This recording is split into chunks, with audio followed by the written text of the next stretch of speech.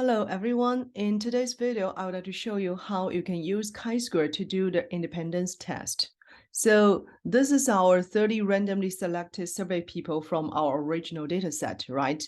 And we want to test if the people live in the South or not, or have any relationship with this person, have college degree or not, okay?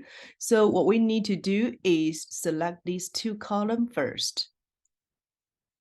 And then once you select these two columns, you use the keyboard Control-C.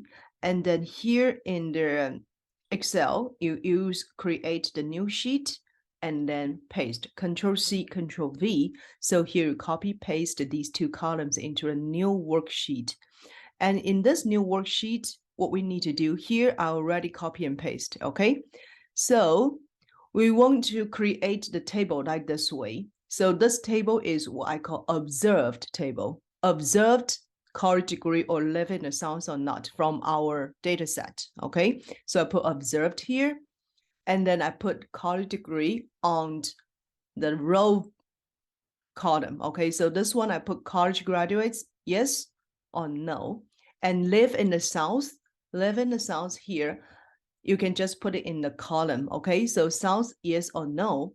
And then I want to figure out how many people live in the South and also have college degree, or some people maybe live in the South but do not have college degree, etc. Okay, so what you need to do first, you need to select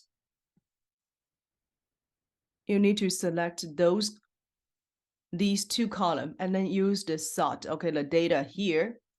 So the first one, we were sorted by college graduates from the smallest to the largest. So hit OK.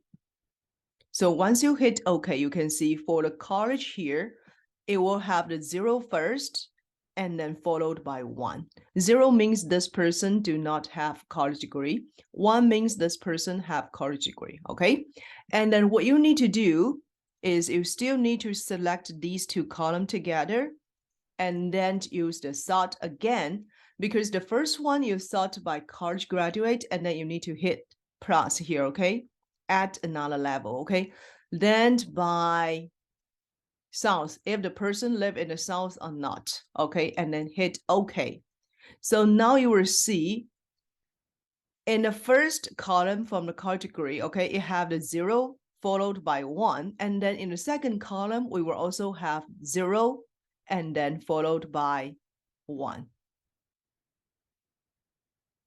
So you will see now, you can find out how many people, for example, from college degree and also live in the South, which means we need to find out the two columns all have the 1. So you can see here, we have 1, 2, 3, 4, 5, 6. So put 6 here, okay? And then what about the people who from the college graduates but not live in the South? From college graduates but not live in South, this is what we have here, okay? We have 1 in the college graduates, but South have 0. So we have 1, 2, 3, 4, 5. We have 5 observation here. And what about the people live in the South but do not have college degree? So that would means the people should have 1 on the South but 0 on their college degree, right? So here you can compute 1, 2, 3, 4, 5, 6, 7, 8, 9, 10, okay? So totally here we have 10, right? 1, 2, 3, 4, 5, 6, 7, 8, 9, 10. Okay, we have 10 people here. And then what about the people do not live in the South and they do not have college degree? Those are the people who do not have college degree and then they do not live in the South. So we totally will have 10 people as well. We have 9 people as well, right? You can just compute it. 1, 2, 3, 4, 5, 6, 7, 8, 9. Okay, so put 9 here. Then I have the total here. So this total was just a summation of these two columns, and this total was just summation of these two columns, okay? And then this one I also add total as well. So this is what we observed from the given data set. But in order to do the chi-square test, we still have another data we still need to have another table called expected, okay? So for expected, similar, I will have the college graduates and the South, okay? So this label will be the same as the observed, but what we need to do is to compute. This one will be the expected value, not observed value. So this one will equal, you use the total here, okay? For yes, people live in the South, yes. People from a category, yes. So using this one times this one, and then divide the total. Here will give us the expected value. And then how about the people who, from the category, yes, but live in the North? Sorry, do not live in the South. So this one will equal the people still from the category, yes. Okay, still from the category, yes, but do not live in the South. Do not live in the South, okay? Divide total, okay? So we will have this expected value. Then similar, we can also get expected value for people who live in the South but do not have category. So live in the South, you will see live in the South, yes, use the 16 times not have category 19, divide the total, okay? So similar, okay, you can get those 4 expected value. And then in this part, the non-hypothesis will be there is no differences of the survey people with category living in the South or not. So this is our non-hypothesis.